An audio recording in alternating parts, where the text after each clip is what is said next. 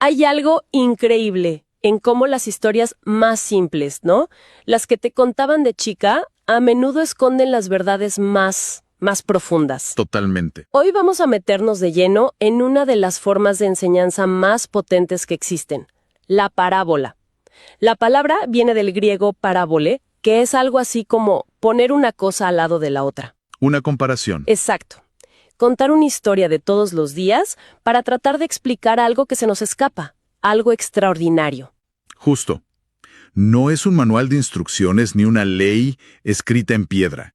Es una invitación a inclinar la cabeza y ver el mundo desde otro ángulo. A conectar lo que tenemos enfrente, lo que podemos tocar, con esas grandes preguntas que todos nos hacemos. Y esa es la idea para esta conversación. Con los textos que tenemos, vamos a intentar sacarle todo el jugo a la sabiduría de las parábolas bíblicas. ¿Qué son en realidad? ¿Por qué se usaba este método? Y sobre todo, bueno, ¿qué tienen para decirnos hoy? Me parece un plan perfecto. Y para arrancar, creo que es clave aclarar qué no son. A ver. Una parábola no es una fábula. En estas historias no hay animales que hablan, ni árboles que dan consejos. Las fuentes son claras. Usan situaciones humanas súper realistas. Claro. Un campesino sembrando, un padre con problemas familiares, un comerciante buscando una buena oportunidad. La meta es ilustrar una verdad espiritual, pero sobre todo, y esto es fundamental, es sacudir a quien escucha. ¿Sacudir? Sí, ponerlo frente a una decisión. No es para oírla y que todo siga igual. A ver, pero ahí hay algo que no me cierra del todo. Si el mensaje era tan crucial, ¿por qué complicarlo? ¿Por qué no ser directo y ya? Eso, usar una historia parece, no sé, arriesgarse a que la gente no entienda el punto, o peor, que lo malinterprete. ¿No es un poco contraproducente? Es que esa es la genialidad del método, esa aparente contradicción. Los textos señalan un doble propósito. Por un lado, para el que está buscando, para el que tiene el corazón abierto, la parábola es una revelación. Hace que los misterios del reino de Dios sean algo que puedes visualizar, recordar, contarle a otro. Una buena historia se te pega en la cabeza mucho más que una lista de reglas, ¿no? Como una canción pegadiza, pero para las ideas importantes. Tal cual. Pero por otro lado, para el que ya tiene una postura tomada, el que solo busca criticar, la historia funciona como un velo. O sea, escucha pero no entiende. Exacto. Escucha la anécdota, pero el significado profundo se le escapa. Oye pero no entiende. Ve pero no percibe. Es una forma de enseñar, súper ingeniosa y con varias capas que respeta la libertad de quien escucha para querer entender o no. Entiendo. Es como si la historia misma fuera un filtro. Bueno, las fuentes que revisamos agrupan estas parábolas por grandes temas, y el primero es casi una pregunta fundamental. ¿Cómo es ese reino de Dios del que tanto se habla? Sí, este primer grupo de parábolas es como un tráiler. No te da una definición de diccionario, sino que te muestra imágenes para que te hagas una idea. Vale. Piensa en la de la semilla de mostaza. Empieza como algo diminuto, casi invisible. Uno podría pensar que no va a llegar a nada. Claro. Pero con el tiempo, crece y se convierte en un árbol enorme, un lugar de refugio. El mensaje es potente. Esto empieza de forma humilde, sin hacer ruido, pero su destino es la grandeza. Y luego está la imagen de la levadura, que es totalmente distinta. No es algo que crece para afuera, sino que transforma desde adentro. Precisamente, un poco de levadura en una gran masa de harina y lo cambia todo. En silencio, sin que te des cuenta, pero de forma imparable. Sugiere que este reino no es una fuerza que se impone desde afuera, sino una influencia que fermenta y transforma la sociedad desde el corazón mismo de las cosas. Y para cerrar esa idea del valor, están esas dos historias que son casi gemelas. La de el tesoro escondido y la de la perla. Son impactantes. Sí. La idea de toparte con algo tan valioso que, sin pensarlo dos veces, vendes todo lo que tienes para quedártelo. Es que reflejan un valor absoluto, incalculable. No es un accesorio más que sumas a tu vida. Es algo que, cuando lo encuentras, reorganiza todas tus prioridades. Todo. Cualquier persona con 2 dedos de frente se daría cuenta de que todo lo demás pasa a un segundo plano. Y es fascinante que el valor de ese reino no se presente como un poder o un territorio, sino que parece estar ligado al carácter de quien lo gobierna. Justo. Lo que me hace pensar en esas parábolas que se sienten mucho más personales. las que hablan directamente del corazón de Dios, de su misericordia. Has dado en el clavo. Si el primer tema es el qué, este es el quién. Y la parábola del hijo pródigo es la joya de la corona. Uf, sí. Es una historia que todos conocen, pero es un pozo sin fondo. Nos muestra a un Dios que, como ese padre, está siempre en el camino, esperando con los brazos abiertos a que uno vuelva, sin importar el desastre que haya hecho. Es que no hay reproches, no hay un te lo dije. Hay una fiesta. Hay una fiesta, exacto. Y no solo espera, sale a buscar, como en la parábola de la oveja perdida. Esa me parece una locura. Es una imagen potentísima. Un pastor con 100 ovejas. Se le pierde una. Y deja a las 99 otras, que están seguras, para ir a buscar a esa sola que se descarrió. Es que te dice que para Dios nadie es un número, en una estadística. No. Para nada. Cada uno tiene un valor tan personal que justifica un esfuerzo extraordinario. Y luego está la de los obreros de la viña. Es así que dinamita nuestra lógica de a cada cual según su trabajo. Esa parábola es radical, hasta incómoda. Los que trabajaron todo el día bajo el sol cobran lo mismo que los que llegaron para la última hora. Desde nuestro punto de vista, es una injusticia total. Claro. Pero la lección es que la generosidad de Dios opera con otra lógica. No se basa en nuestros méritos ni en el tiempo que llevamos en la viña. Se basa en su gracia, que es un regalo extravagante y que no merecemos. Entonces, si el panorama que pintan estas historias es el de un Dios radicalmente generoso, que busca al perdido y perdona lo imperdonable, la pregunta que cae por su propio peso es, ¿y eso qué implica para nosotros? Si recibes una gracia tan abrumadora, es imposible que tu vida siga igual. Me parece que el siguiente grupo de parábolas aborda justo esa consecuencia. Es la consecuencia lógica. Si así son las cosas, ¿cómo deberíamos vivir nosotros? Y aquí la parábola del buen samaritano es demoledora. Sí. Un experto en la ley, para ponerlo a prueba, le pregunta, ¿quién es mi prójimo? Y la respuesta no es una definición. Es una historia que le da una bofetada a todos los prejuicios de la época. Donde los personajes que se supone que son los buenos, los religiosos, pasan de largo. Pasan de largo. Y el enemigo, el hereje, el samaritano, es el único que se comporta como un ser humano. Y esto es dinamita pura para esa audiencia. No solo redefine prójimo, sino que humilla a la élite religiosa. Claro. Se elige al samaritano, considerado un mestizo, un enemigo racial y religioso, como el héroe.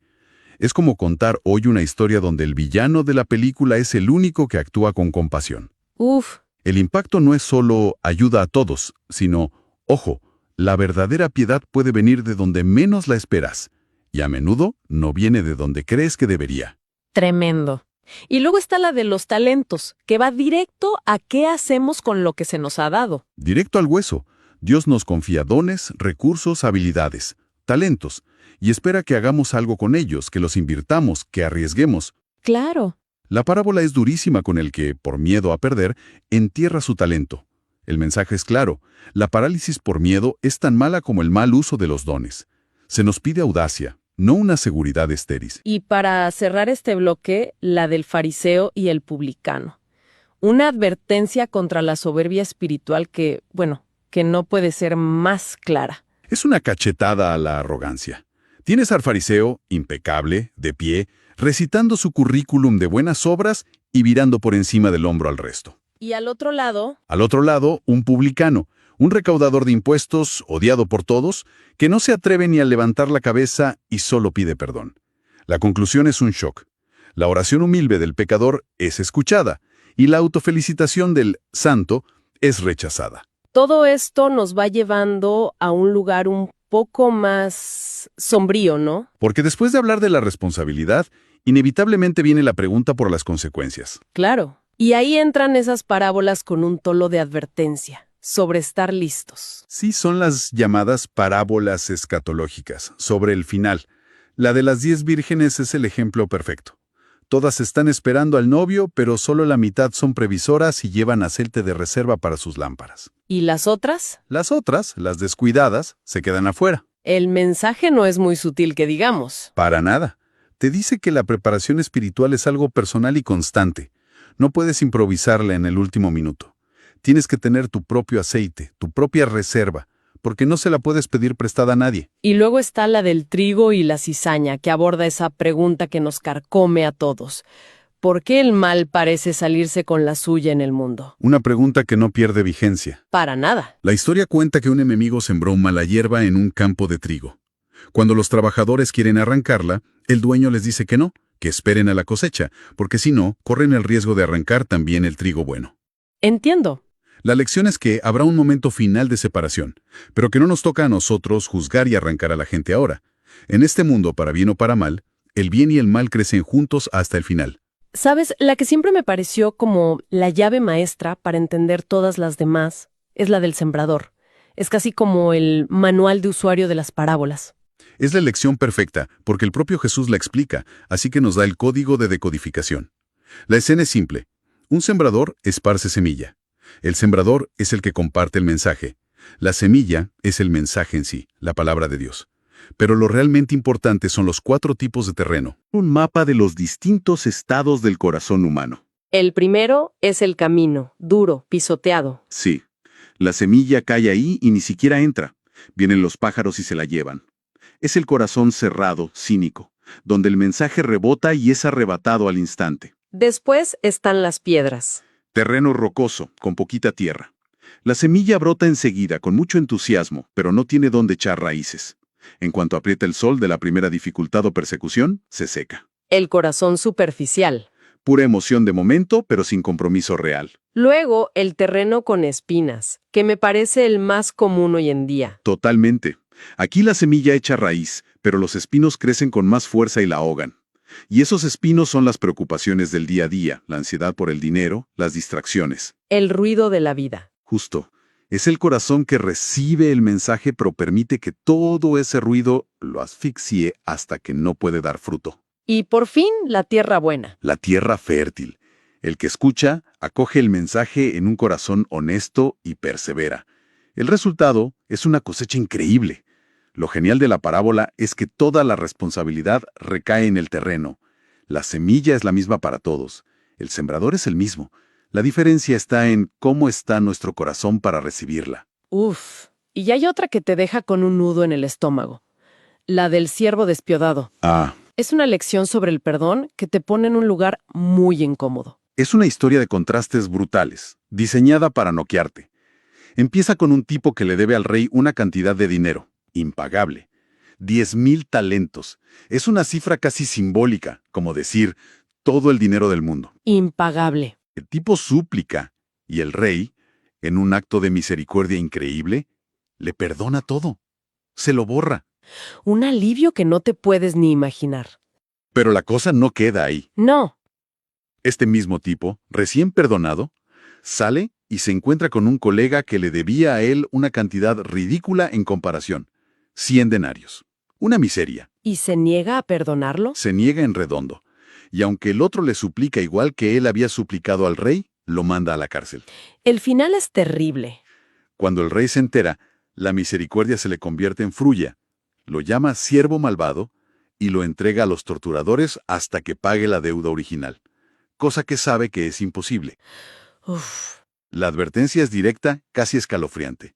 No podemos pretender recibir el perdón infinito de Dios si no estamos dispuestos a perdonar de corazón las ofensas muchísimo menores que recibimos de los demás. Te pone un espejo delante que es muy difícil de mirar. Y hablando de estas historias, siempre me he preguntado, siento que he escuchado versiones un poco distintas. ¿Todos los evangelios cuentan las mismas parábolas? ¿O cada uno tiene sus favoritas? Es una pregunta clave, y la respuesta es no. No son un calco. Hay un núcleo de parábolas que comparten Mateo, Marcos y Lucas. Pero cada autor las usa con una intención distinta, para resaltar un aspecto de su mensaje. Por ejemplo. Bueno, Mateo está muy enfocado en el reino de los cielos y en la ética del discípulo, en cómo debe vivir un seguidor. Sus parábolas a menudo giran en torno al juicio final y la recompensa. Vale. Marcos, que es el evangelio más corto y directo, usa parábolas más breves, centradas en el crecimiento misterioso casi orgánico del reino, como esa de la semilla que crece sola, sin que el agricultor sepa ni cómo. Y las fuentes mencionan que Lucas tiene un sabor muy especial. Lucas es el evangelio de la compasión. Sus parábolas únicas suelen poner el foco en el amor de Dios por los pobres, los marginados, los que la sociedad descarta. Claro. De hecho, algunas de las más famosas como el buen samaritano, el hijo pródigo o esa tan dura de Lázaro y el hombre rico, solo están en Lucas. Ah, mira. Cada evangelista es como un director de cine que, con las mismas escenas, edita y enfoca para contar su propia versión de la historia. Entonces, si tuviéramos que resumir todo esto, ¿cuál es la genialidad de este método? Que las parábolas no son cuentos infantiles con una moraleja fácil. Son espejos, son herramientas de diagnóstico que te obligan a preguntarte, ¿dónde está mi tesoro? ¿Soy el fariseo orgulloso o el publicano arrepentido? ¿Estoy usando mis dones o los tengo enterrados por miedo? Su genialidad, como dicen las fuentes, es que explican lo invisible con lo visible. Usan pan, semillas y problemas de familia para hablar de Dios, del alma y de la eternidad. Claro, no te están dando una definición de gracia, te están mostrando a un padre corriendo para abrazar a su hijo. Exacto. Es como si en lugar de leer el manual de un motor te dejaran conducirlo. La experiencia se te queda grabada de otra manera. Exactamente, esa es la clave. Y si estas historias son espejos, quizás la pregunta que queda flotando no es solo cuál nos gusta más, sino ¿qué terreno de la parábola del sembrador describe mejor cómo está nuestro corazón ahora mismo? Uf, qué buena pregunta. ¿Y por qué no llevar el ejercicio un paso más allá? ¿Cómo sería una parábola moderna? ¿Qué historia contaríamos hoy usando la tecnología, las redes sociales o la economía global para intentar explicar una de esas verdades eternas?